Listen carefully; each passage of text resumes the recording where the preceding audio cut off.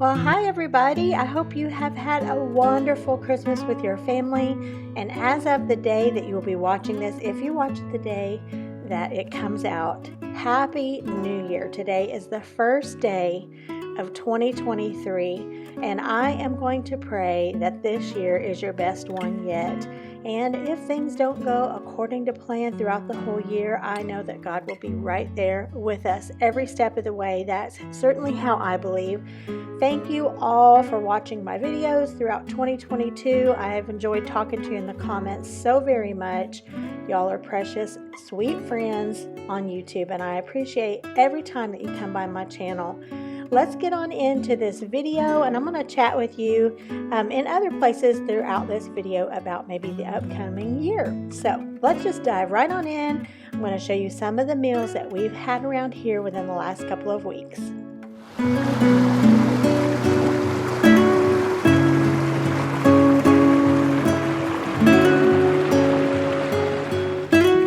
This first meal I'm going to show you here is starting with this rice from my freezer.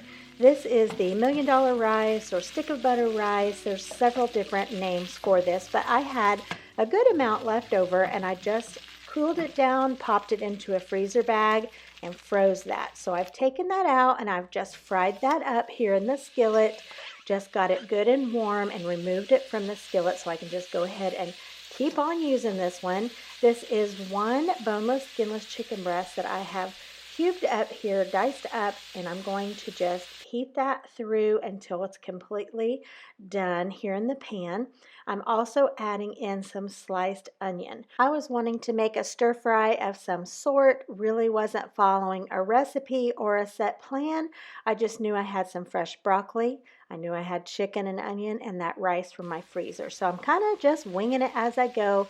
Making a stir fry is not rocket science. You don't have to have a set recipe.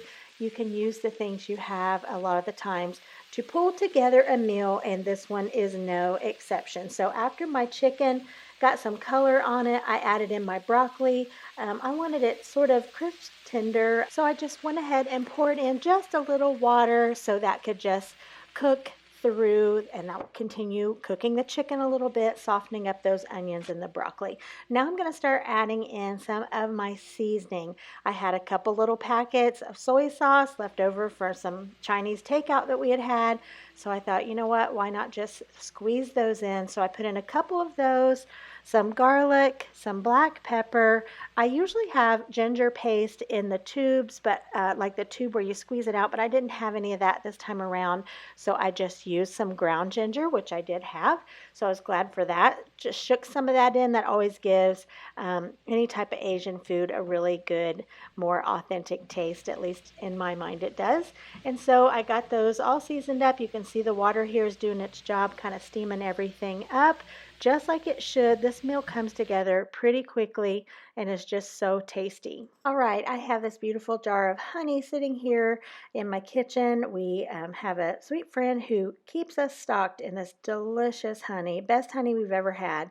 I like a little sweet heat type of vibe in my stir fry, so the sweet portion is going to come from this delicious honey. So I ended up using maybe 2 or so tablespoons. That's not even a fraction of a tablespoon there, but I ended up going back in, I would say, with about the equivalent of 2, maybe 1.5 tablespoons of honey. And then for the heat portion, just some crushed red pepper flakes does the job. So I added both of those things in here, and we are just about done. Of course, sesame oil there. Now, that I like to keep in my refrigerator all the time because, in my opinion, for Asian, the sesame oil just gives it a very distinctive flavor, and it's good without it, but it's much better with it. So I like to keep that in my fridge all the time if I can. And then now I wasn't sure if I wanted to serve this over the rice or just mix it in, and as you can see, I decided to just mix it in. This was so good. The rice, I have made that on my channel a couple of times. I'll have that linked below. Everyone who has that comments how delicious it is and asks for the recipe. Okay, these pot stickers. I got this big old bag from Costco. They were sampling them. So delicious. I had to bring a bag home, and they really, really are good. So I decided to do these air fryer method. You can do pot stickers all kind of ways, but I wanted to do the air fryer. So you just put some olive oil all over. Make sure it's mixed real well. So everything has a little bit of olive oil on it. Pop it in the air fryer, and it doesn't get much easier than that. Here they are, all done, golden brown, crispy, so, so good. This little packet here comes with, there's a couple of them that comes with the pot stickers, and honestly, that really is what sends these over the top. The little seasoning packet for those are really, really tasty. Okay, so this concludes this meal. Like I said, so delicious. We loved every minute of it. We are big fans of Chinese, Japanese, Asian food around here. Look how yummy this was. And if you want to give a try for something like this in your kitchen, it's pretty quick and easy to pull together. Here is a recipe for you, or I'm going to show you how I made Italian sliders. Earlier in December, we had a family Christmas get-together earlier in the month, and we had soups and various things to go along with it. So I signed in to bring these Italian sliders. Now, I've never made Italian sliders before, but I was sort of motivated to make these by this package of meat that I found at Aldi, which I'll show you here in a minute. And I thought, you know what, we're going to make some yummy Italian sliders out of that. So I cut my bread. I just get in there with my knife and turn my little buns as I'm slicing. It usually turns out pretty good in the long run, so this was no exception. And once I opened those all up, I went in with this Italian dressing. This is also purchased at Aldi. It's their copycat version of the Olive Garden Italian dressing. This is just as good in my opinion.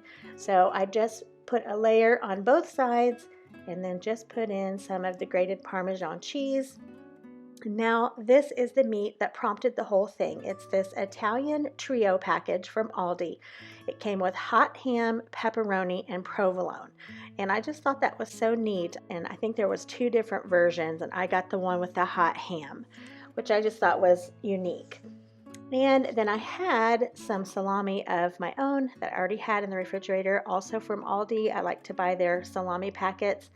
And I had a package of ham that I had picked up at Kroger just before that. So I went in and laid the ham down, and then now back to the cheese that came with that little packet from Aldi. It was the provolone. So when I make these sliders, I don't like to skimp around on the filling.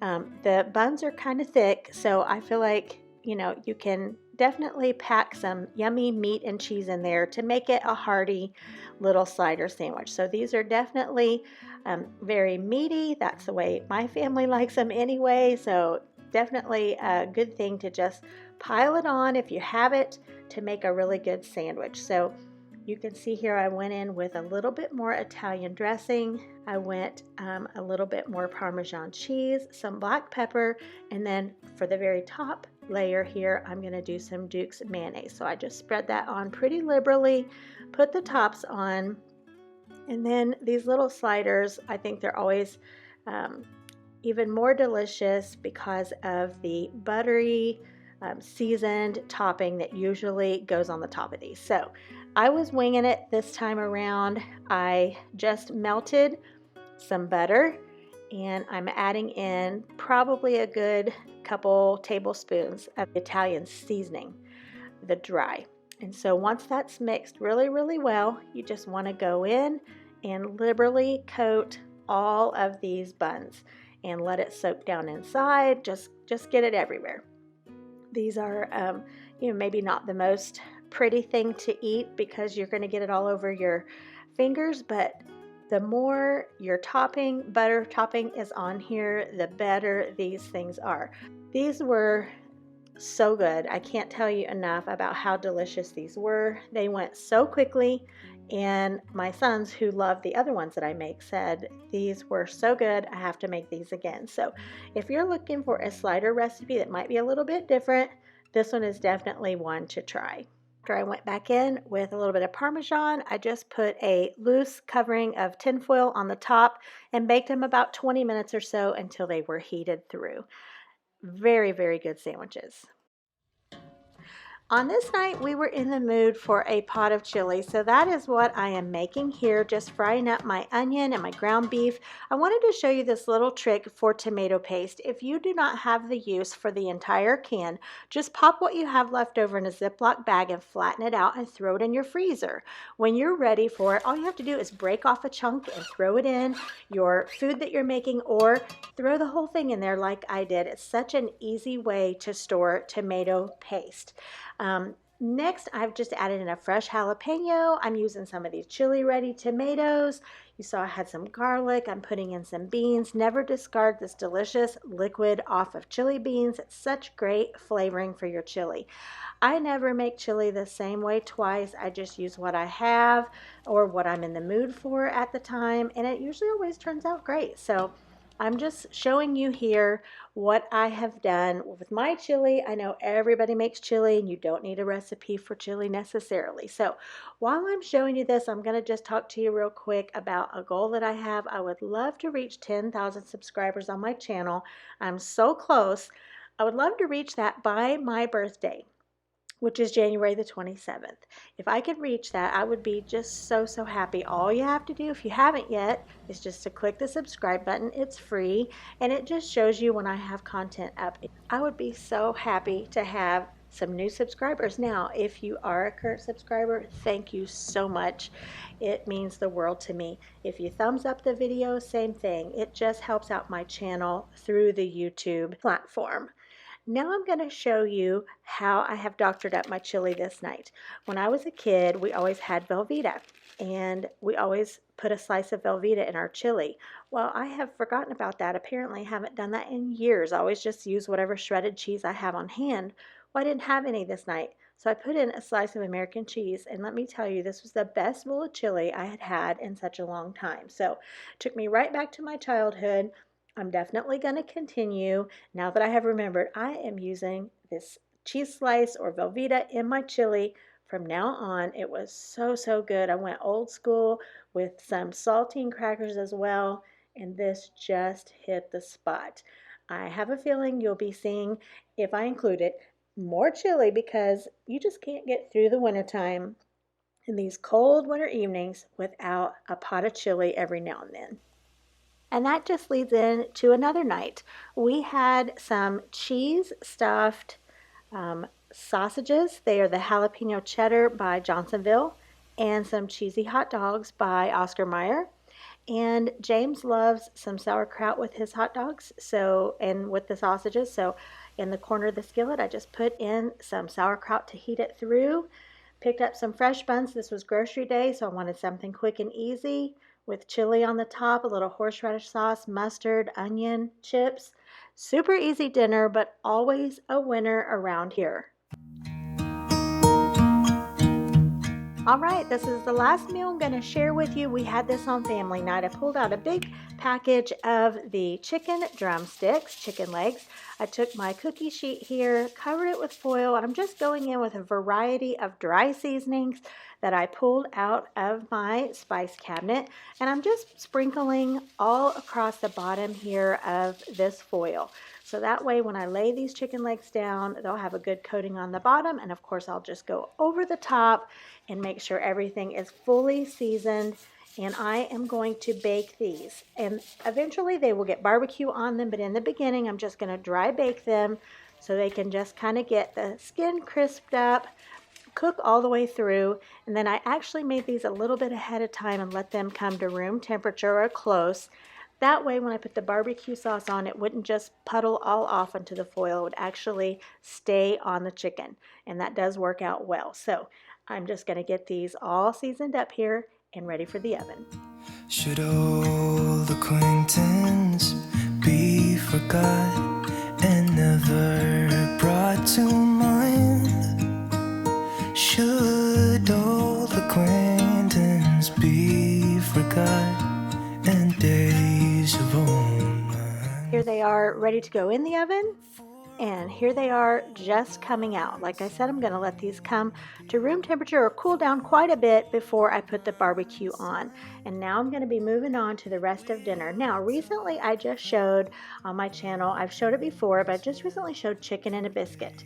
And I mistakenly said you use cream of mushroom soup. It is cream of chicken soup. Now, that's probably pretty obvious because it's called chicken in a biscuit. But just to clarify things, it is cream of chicken soup. So you use the small canned biscuits like I'm using here. I am making a double batch, so I'm using a 9x13. 2 cans of cream of chicken soup, 2 cans of milk. Mix the cream of chicken soup and milk together. Put some on the bottom, like I have here. Layer in your biscuits, and then you pour the remaining soup mixture over the top. I usually sprinkle in a little bit of parsley just for color. You bake these, probably about 25 to 30 minutes, especially if you have a double batch like this. Probably 25 to 30 minutes on 350, 375.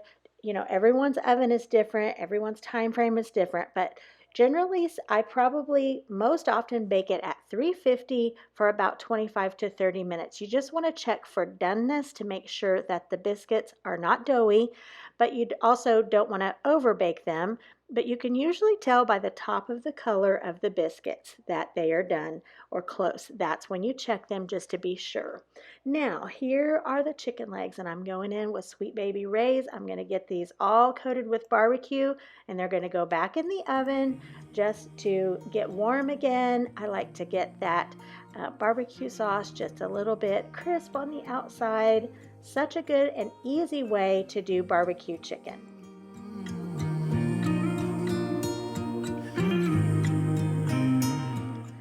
Along with tonight's dinner, I just cooked up some frozen mixed vegetables, seasoned those up real well, salt, pepper, garlic, butter. I made some homemade mashed potatoes, and of course those chicken in a biscuits, which I'm going to show you here in just a second.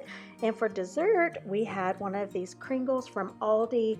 We usually get these at Trader Joe's, but Aldi had one, and I have to say, I even like theirs better than Trader Joe's.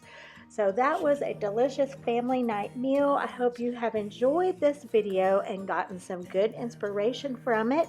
Maybe some things you can add to your meal plan the next time around. If you have any questions about anything, look in the description box. And here is just a quick look at how this meal came together. Just home style meal, home style cooking. That's what we love. Here's the chicken and the biscuits. You can see the color on the top, golden brown. Perfectly done, just like they should be. All right, guys, thank you so much for watching. I hope you have a wonderful start to your new year, and I'll see you the next time. Good Lord willing, and the creek don't rise.